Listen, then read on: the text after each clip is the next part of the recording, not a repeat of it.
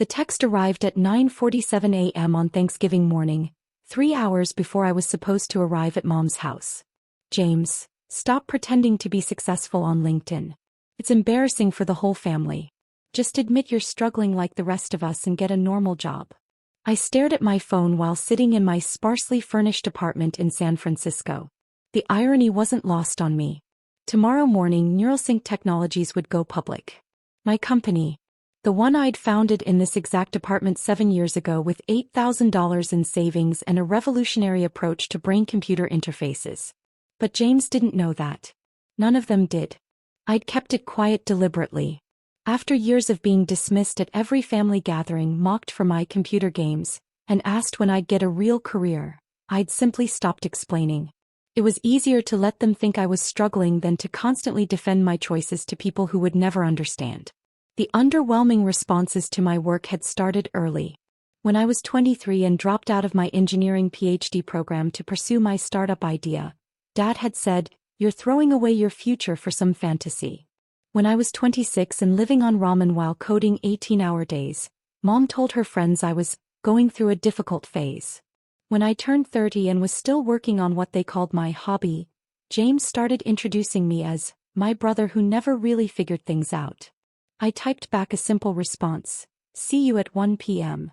The drive to Mom's house in Sacramento took 90 minutes.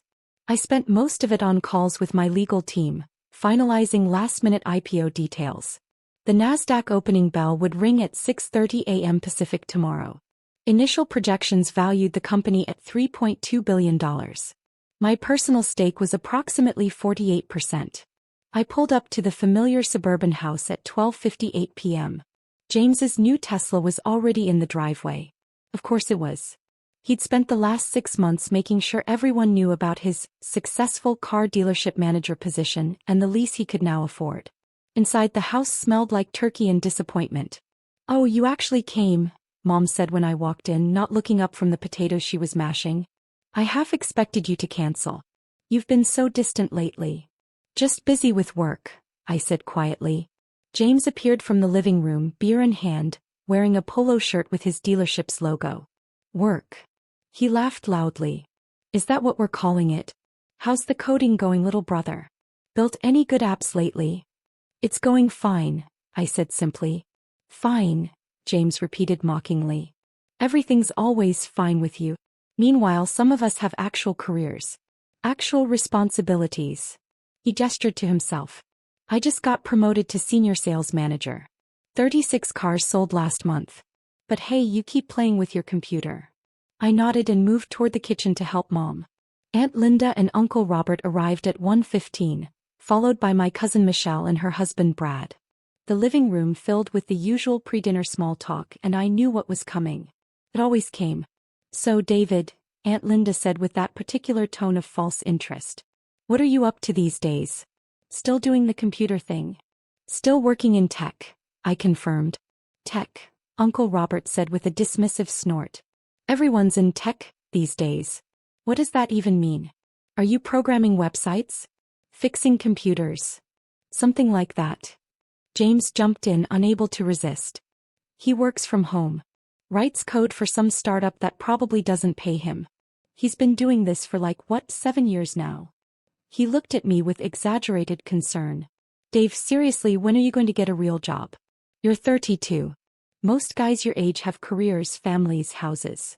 "I'm comfortable where I am," I said evenly. "Comfortable," Michelle laughed. "Is that what we're calling barely scraping by?"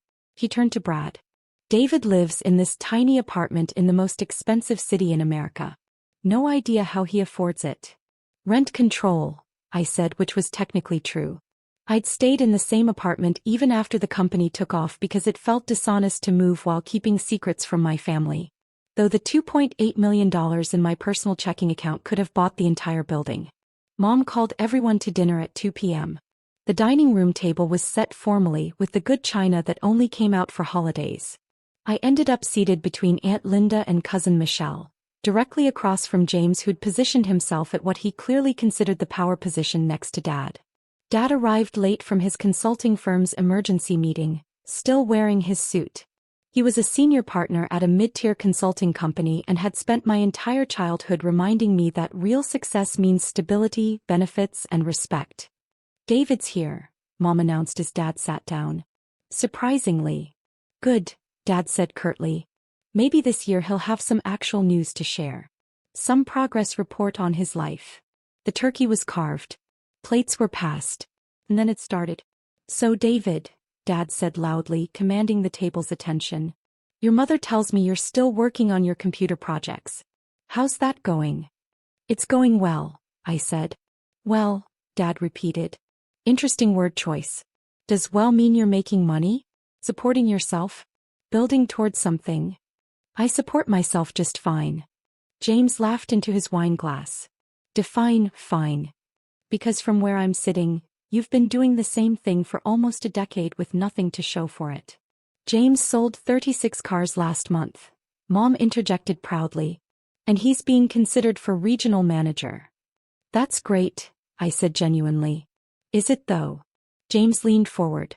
"Is it great, or are you sitting there judging us for having normal jobs while you chase some pipe dream?" "I'm not judging anyone." "You never are," Aunt Linda said. "You're always so quiet about everything. So secretive. It makes people wonder what you're hiding." "Maybe he's embarrassed," Michelle suggested. "I would be too if I was 32 and still hadn't figured out my career." Uncle Robert cut in. "When I was 32 I had a mortgage, 2 kids and a management position. What do you have, David? An apartment and a laptop." "That's pretty much it," I agreed. "See?" James gestured dramatically. "This is the problem. You've got no ambition. No drive. You're content to just exist in this weird tech bubble, pretending you're building something important." "He's not pretending," Mom said defensively. "He's just trying different things." "For 7 years?" Dad's voice cut through the chatter. "At some point, trying different things becomes failing to commit.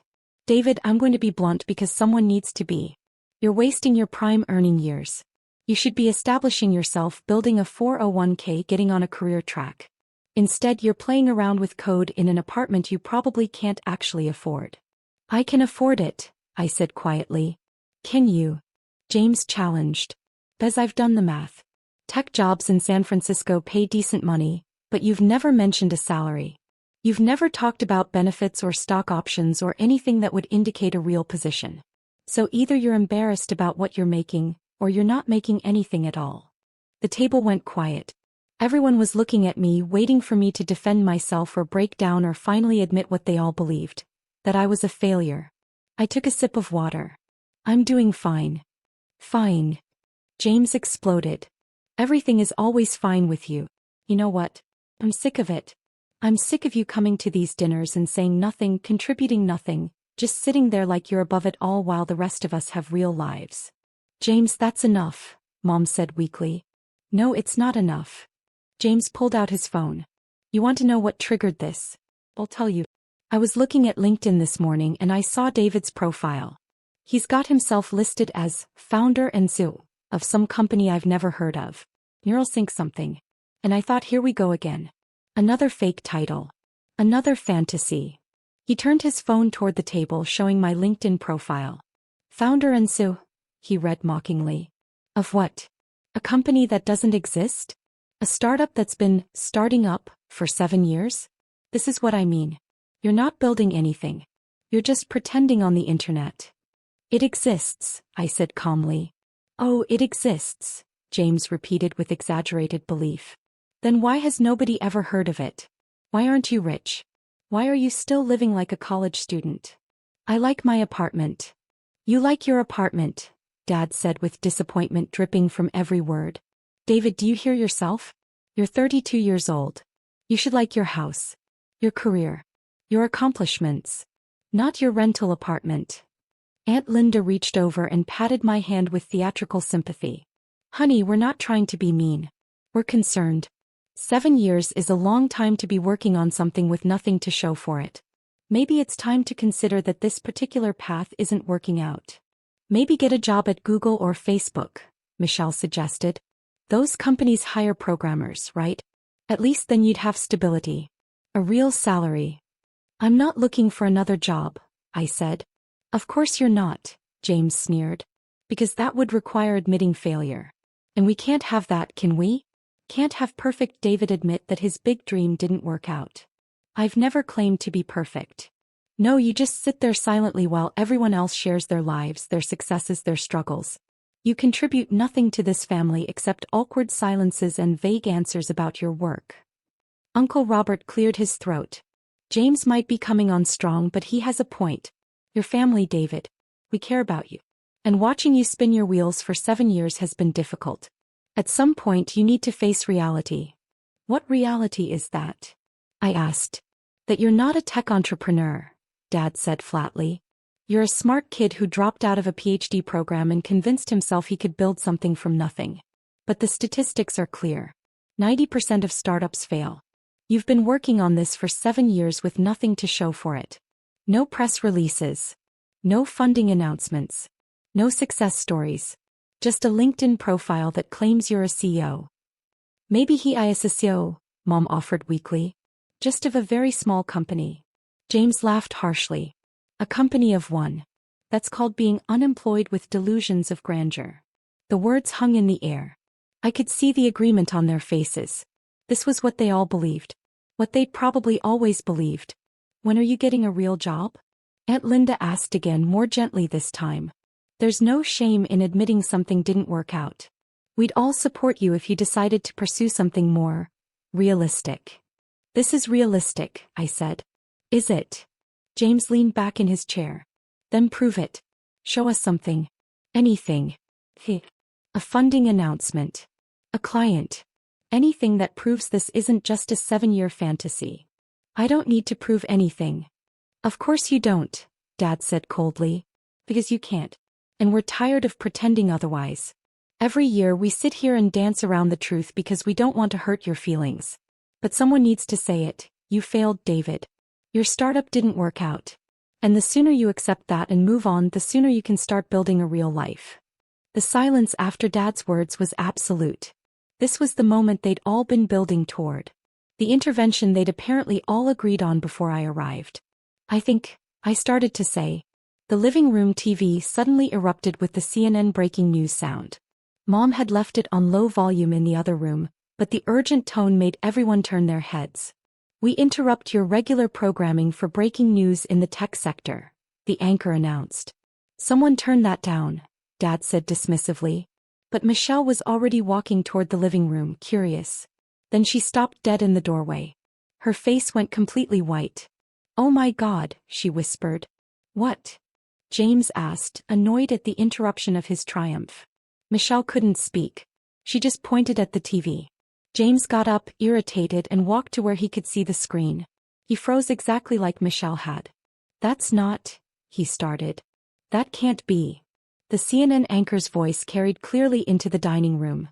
Tech innovator David Chen's NeuralSync Technologies launches highly anticipated IPO tomorrow morning, with initial valuations reaching $3.2 billion. The brain-computer interface company has been operating in stealth mode for 7 years. My LinkedIn photo appeared on the screen. The same photo James had mocked 5 minutes earlier. The entire family rushed to the living room. I stayed seated at the dining table, calmly cutting my turkey. The 32-year-old Stanford dropout, the anchor continued, has been working in secrecy from a small San Francisco apartment, developing revolutionary technology that could change how humans interact with computers. Dave. Mom's voice was barely a whisper from the living room. Dave. I took another bite of turkey. It was actually pretty good this year. Chen's company has secured $847 million in funding from top venture capital firms. The anchor explained as B-roll footage showed our office building in Palo Alto. The one I went to every day but had never mentioned to my family. The IPO is expected to make Chen one of the youngest billionaires in the technology sector. James appeared in the doorway to the dining room. His face had gone from smug satisfaction to absolute shock.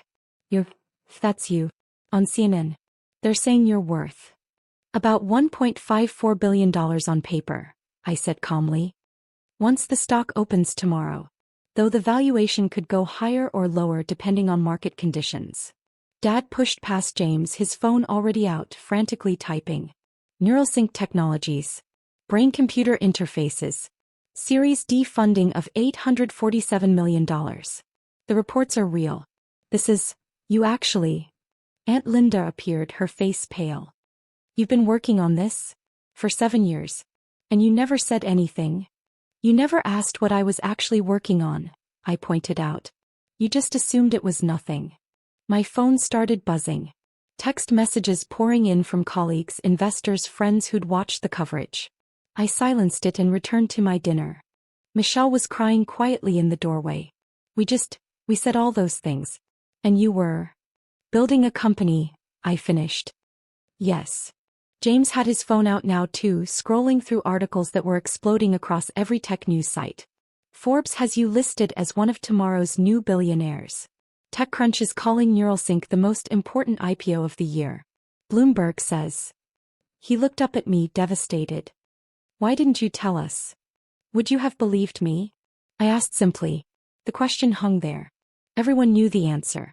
If I'd told them 3 years ago that I was building something revolutionary, they would have laughed. If I'd mentioned funding rounds or valuations or partnerships, they would have assumed I was lying or delusional. They'd proven that today, calling my LinkedIn profile a fantasy. The news says you've been working in stealth mode, Uncle Robert said slowly. That was deliberate. You could have told us but chose not to. I chose to focus on building something real rather than defending myself to people who had already decided I was a failure, I said. It seemed more productive. Dad sank into his chair at the head of the dining table.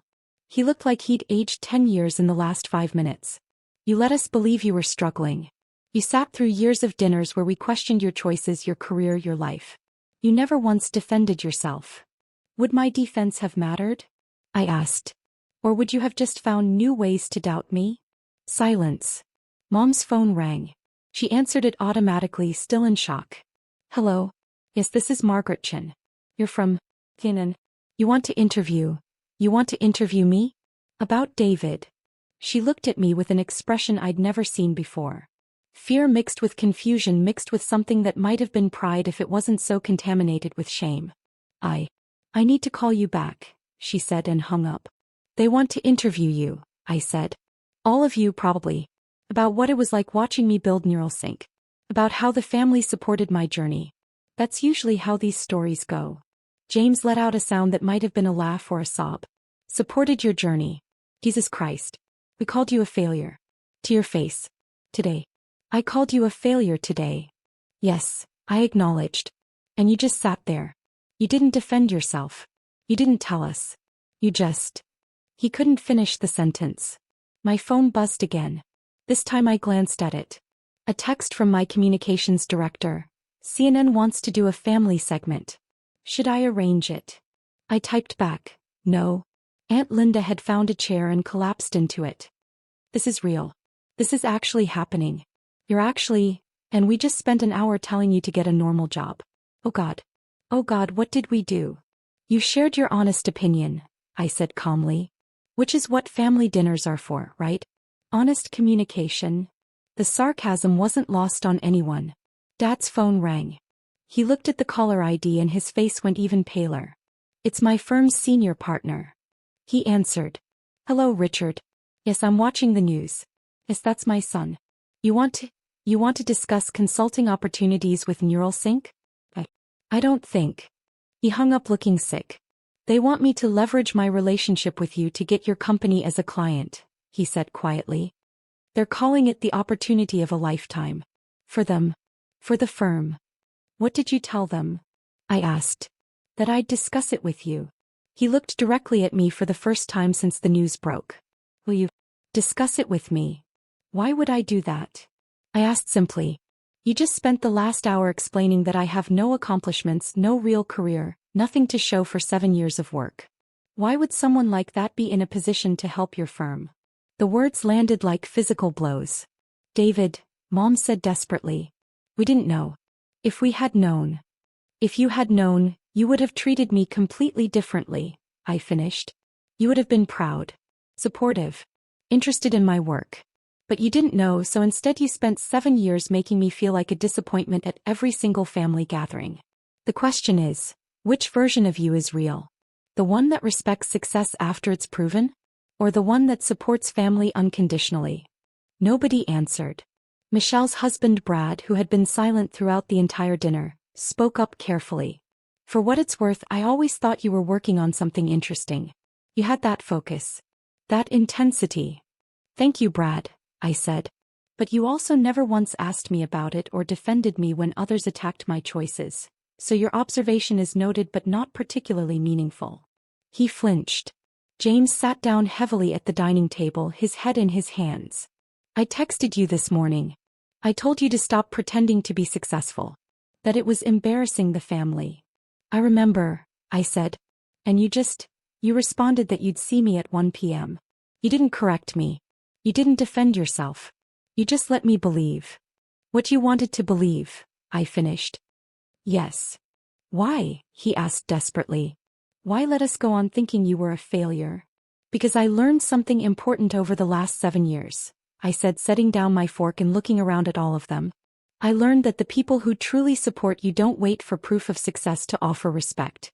They don't need to see you on CNN to believe in you. They trust you because they know you, not because Forbes validates your worth. Mom was crying openly now. We do know you. You're our son. Our brother. Do you? I asked. Because you spent 7 years thinking you knew me and you were completely wrong. You assumed. You judged. You mocked. And at no point did any of you stop to think that maybe, just maybe, I knew what I was doing. Dad's voice was barely audible. What do you want from us? Nothing, I said honestly. That's what I've wanted for 7 years. Nothing except to be left alone to work on something I believed in. And that's still what I want. Aunt Linda looked stricken. You're not going to forgive us? We made a mistake. We didn't understand.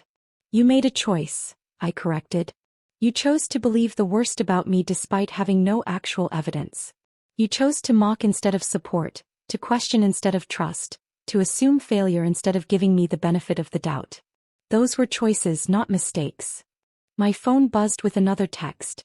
My CFO, stock market is going crazy with anticipation. We're trending on every platform. You should see the pre-market numbers. I glanced at the message and smiled slightly. What? James asked desperately. What is it? Nothing important, I said. Just work. The TV was still playing, now showing an extended segment about NeuralSync's technology and its potential applications. The anchor interviewed a Stanford professor who explained how revolutionary our brain-computer interface was. The segment included testimonials from early users who'd had their lives changed by our technology. That's what you've been building, Uncle Robert said, watching the TV. That's what we called a hobby. Yes, I confirmed. And the apartment you live in? The one we thought you could barely afford. I own the building, I said casually. Bought it 2 years ago as an investment property. Though I still live in the same unit because, like I said, I like it there. Mom made a sound like all the air had left her body. The Tesla in James's driveway, I continued, cost about $87,000. My company's annual revenue last year was $340 million. I'm not telling you this to brag. I'm telling you this so you understand exactly how wrong you were. About everything. James looked at his keys on the table like they were suddenly made of cardboard. So what happens now? Michelle asked quietly. You're going to cut us out of your life? Never speak to us again. I'm going to finish my dinner, I said, and then I'm going to drive back to San Francisco. Tomorrow morning I have an IPO to manage. Next week I have meetings with Fortune 500 companies about integrating our technology. Next month I'm speaking at a tech conference in Singapore. And through all of that I'll be doing exactly what I've been doing for 7 years. Working on something I believe in regardless of what anyone else thinks. And us? Dad asked. Where do we fit in? I looked at him steadily. I don't know yet. That's something I'll need to think about. Because right now I'm having trouble reconciling the family that raised me with the family that spent 7 years convinced I was a failure. And I'm not sure which one is real. The silence that followed was broken only by the TV anchor introducing another segment. Coming up, how David Chen became a billionaire while living like a college student. The remarkable story of stealth success. I stood up, my dinner finished. Thank you for having me. The turkey was excellent. David, wait, Mom pleaded. You can't just leave. We need to talk about this. We need to. What you need to do, I interrupted gently, is think about how you treat people before you know their net worth. Because the way you treated me tonight, that's who you really are. And the way you're treating me now after CNN? That's just damage control. I grabbed my jacket from the coat rack. Will you come to Christmas? Mom asked desperately. I don't know, I said honestly. I'll let you know. James stood up suddenly. I'm sorry. God, David, I'm so sorry. Everything I said, everything I've said over the years, I was wrong. I was completely wrong. You were honest, I corrected. That's actually worse. Because if you'd been wrong, that would mean you knew the truth and said something false. But you weren't wrong from your perspective. You genuinely believed I was a failure.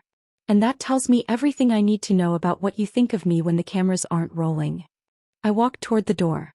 Your father and I are proud of you, Mom called out. We always have been. I paused at the threshold and turned back. No, you haven't. You've been embarrassed by me. Confused by me. Worried about me. But proud. That's a new emotion for you, and it only showed up about 20 minutes ago when CNN provided external validation of my worth. That's not fair, she protested. Isn't it? I looked around at all of them. If the news hadn't broken today, what would have happened? You would have continued this intervention. You would have spent the rest of the evening trying to convince me to give up and get a real job. And I would have driven home knowing that my own family saw me as a failure. That's what would have happened. Don't rewrite history just because reality turned out differently than you expected. I opened the door.